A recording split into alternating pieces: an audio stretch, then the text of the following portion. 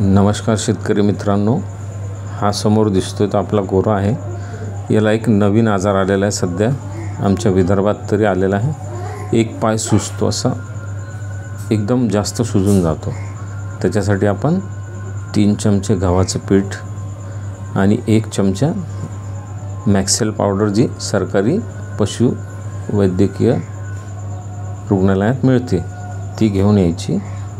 याचं प्रमाण 3+1 पाहिजे अशी मॅक्सेल पावडर आहे, काहीतरी नाव आहे त्याचं।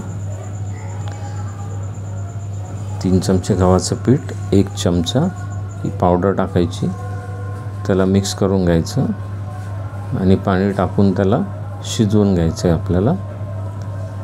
मला तसा कालच व्हिडिओ बनवायचा होता, काल खूप जास्त सुजलेला होता पण लक्षात नाही आलं, आता आलं, त्याच्यामुळे आता हे व्हिडिओ मी शूट करून टाकत आहे।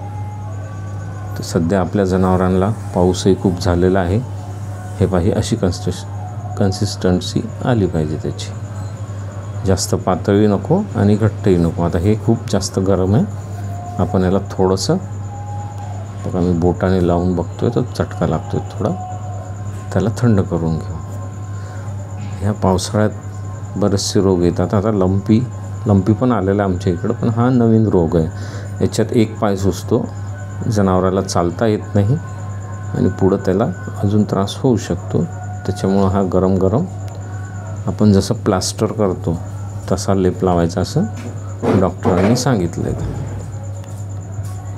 तर पहा, याचा उजवा पाय इकडचा खूप जास्त सुजलेला होता काल, पण आपण काल असं केल्यामुळं, हा लेप लावल्यामुळं त्याला थोडा आराम पडला आहे। तर हा लेप 24 तास ठेवायचा लावून, 24 तासानंतर कोमट पाणी करून त्याला धुवून काढायचा आणि त्याच्यानंतर परत लेप लावायचा। आता ही आमची दुसरी वेळ आहे। आता हे गरम आहे, थोडं मी हातानेच लावतो। हे पाय किती सुजला आहे, तो पाय पहा बारीक दिसतोय ना, हा एकदम जाड आहे। तर हाताने वरपासून खालपर्यंत आपण जसं प्लास्टर करतो त्या टाईपमध्ये लावायचा। पहा, त्याला बरं वाटतं आहे म्हणून तो उभा आहे। जनावरांची काळजी खूप घ्यावं लागते। शेतकरी म्हणजे रोजचे नवीन आव्हान, रोजची नवी समस्या।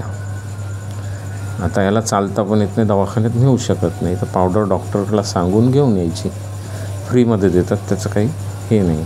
आणि याच्यासोबत त्यांनी 2 गोळ्या पण दिल्या होत्या, 2 प्रकारच्या, त्या सकाळ संध्याकाळ चारल्या आहेत। तसं जनावर आपलं मोकळं आहे, चाराही खातोय आणि बागलही व्यवस्थित करतो। तर तुमच्या जर गाईला, बैलाला, म्हशीला झाला असेल तर सरकारी पशुवैद्यकीय दवाखान्यातून पावडर घेऊन या आणि या प्रकारे मी दाखवतो त्या प्रकारे त्याला लेप लावून घ्या। धन्यवाद।